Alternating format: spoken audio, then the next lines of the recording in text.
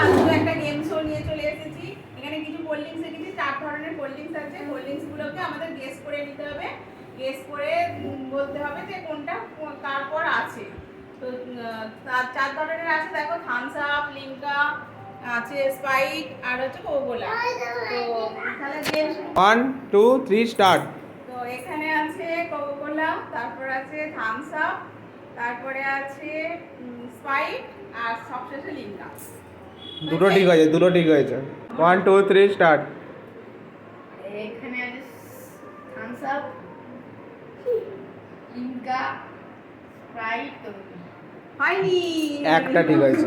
তো আমরা সেকেন্ড রাউন্ডের এখানে খেলা শুরু করে দিয়েছি। তো প্রথমে 1 নম্বরে আছে থামস আপ, তারপরে আছে কোকা-কোলা, তারপরে আছে লিমকা আর এখানে আছে স্প্রাইট। আবারও দুটো, দুটো ভুল দুটো ঠিক। হ্যাঁ স্টার্ট কর।